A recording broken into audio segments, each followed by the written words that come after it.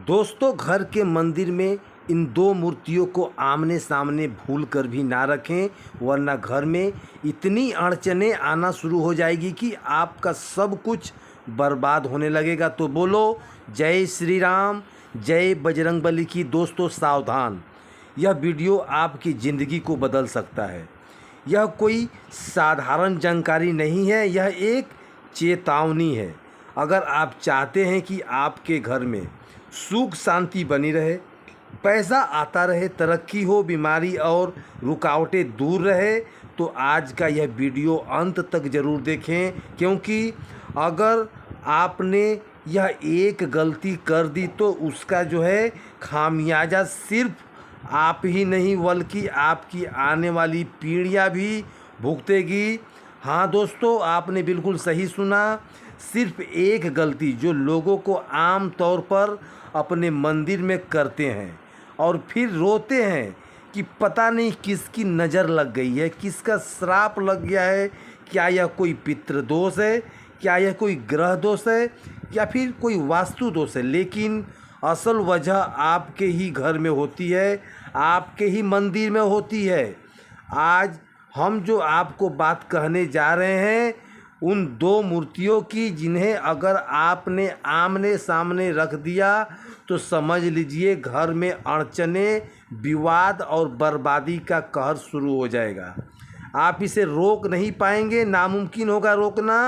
यह कोई मनगढ़ंत बातें नहीं है, यह एक शास्त्रों में, वास्तु शास्त्रों में और बागेश्वर धाम सरकार की अचूक साधनाओं का आधारित रहस्य है, जिसे जान हर गृहस्थी के लिए अनिवार्य है। जो वीडियो में आगे बढ़ने से पहले आपसे निवेदन करेंगे कि हनुमान जी के अगर आप सच्चे भक्त हैं तो इस वीडियो को एक लाइक करें और कमेंट बॉक्स में जय बजरंगबली की, जय श्री राम अवश्य लिखें। दोस्तों, भारतीय परंपरा में मंदिर घर का सबसे पवित्र स्थान माना जाता है। यहाँ केवल मूर्तियों की पूजा नहीं होती बल्कि वहाँ भगवान की साक्षात उपस्थिति भी मानी जाती है। लेकिन जब हम उस स्थान पर भी अनुशासन नहीं रखते तो मूर्तियों को गलत दिशा स्थिति में रख देते हैं, तो वहीं ऊर्जा को कल्याणकारी होती है उल्टी हो जाती है और जीवन में दुख का सैलाब आने लगता है। सबसे बड़ा दोष तब होता है जब हम शिवलिंग और हनुमान जी की मूर्ति को आमने सामने रख देते हैं। ये दोनों देवता अत्यंत शक्तिशाली हैं, लेकिन उनके स्वरूप और कार्य एक दूसरे से बिल्कुल भिन्न है। एक तरफ शिव शांत हैं, ध्यान मग्न हैं वहीं दूसरी तरफ हनुमान जी अति गतिशील, ऊर्जावान और सेवा भाव में लीन रहते हैं। जब इन दोनों की मूर्तियां आमने सामने आती है तो उसकी ऊर्जाएं टकराती है और घर में शांति की जगह असंतुलन पैदा हो जाती है, अशांति फैल जाती है। दोस्तों, शास्त्रों के अनुसार शिवलिंग को हमेशा उत्तर दिशा की ओर इस प्रकार स्थापित करना कि पूजा करने वाले का मुख पूर्व दिशा की ओर हो। वहीं हनुमान जी की मूर्ति को दक्षिण दिशा की ओर मुख करके बैठाना शुभ माना गया है, क्योंकि हनुमान जी की दक्षिण मुखी होता है रूप, वह राक्षसों का नाश करने के लिए है। लेकिन अगर आपने इन दोनों की मूर्तियों को इस प्रकार रख देंगे कि वह आमने सामने हो जाए तो समझ लीजिए दोस्तों, देवताओं की ऊर्जा घर के अंदर भिड़ने लगेगी। इसके कारण से अक्सर कलेश, बीमारी, व्यापार में नुकसान, पढ़ाई में बाधा, कोर्ट कचहरी के मामले में कभी कभी तो संतान तक की हानि का योग बन जाता है।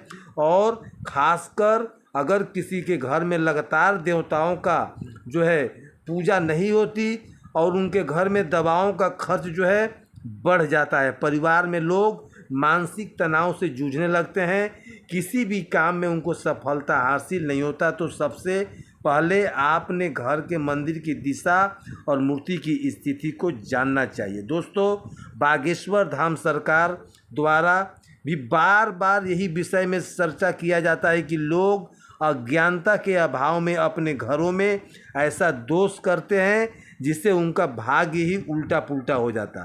पंडित धीरेन्द्र शास्त्री जी कहते हैं कि भगवान का अपमान सिर्फ गलत शब्दों का विचारों से नहीं होता बल्कि उनके स्थान और मूर्ति की स्थिति में भी होता है।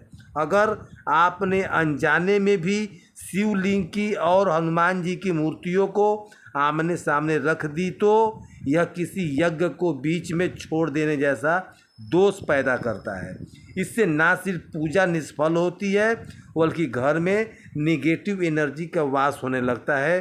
कई बार लोग कहते हैं कि हमने तो रोज़ हनुमान जी की पूजा की, हनुमान चालीसा पढ़ी, हमने तो शिवरात्रि का व्रत भी रखा और शिव जी का पूजा भी किया, लेकिन लाभ कुछ नहीं मिला। इसका कारण यही होता है कि हम मूल गलती को पहचान नहीं पाते। दोस्तों, अगर आपने अब तक यह गलती की है तो अब डरिए और सावधान हो जाइए। बागेश्वर धाम के अचूक उपाय के अनुसार सबसे पहले इन मूर्तियों की दिशा ठीक करें। शिवलिंग को मंदिर में अलग स्थान रखें जहां किसी अन्य देवता का सीधा दृष्टि ना हो। हनुमान जी के मंदिर में इस प्रकार रखें कि उनका मुख दक्षिण दिशा की ओर हो और किसी भी अन्य मूर्ति की तरफ ना हो। इसके बाद एक विशेष शुद्धिकरण प्रतिक्रिया करें। घर के मंदिर में गौमूत्र का छिड़काव करें, फिर गंगा जल से धोकर 11 बार ओम नमः शिवाय और ओम हनुमंते नमः का जाप करें। यह क्रिया करते समय घर के सभी सदस्यों को मौन रखना चाहिए और भगवान से क्षमा याचना करनी चाहिए कि भूलवश यह दोष हो गया है। विश्वास मानिए, जैसे ही आप यह उपाय करोगे घर की नकारात्मक ऊर्जा नष्ट हो जाएगी और शांति, स्वास्थ्य और समृद्धि का मार्ग फिर से खुलने लगेगा। दोस्तों, इसके साथ ही एक और अचूक उपाय बताना जरूरी है।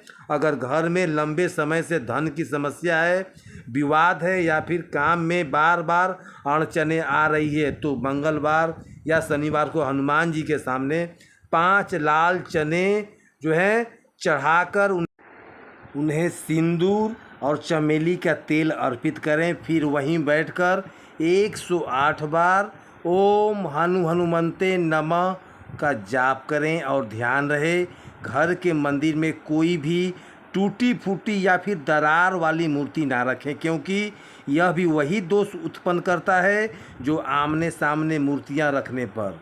अगर आपने आज से ही इन नियमों का पालन शुरू कर दिया तो यकीन मानिए आपकी रुकी हुई किस्मत फिर से दौड़ जाएगी।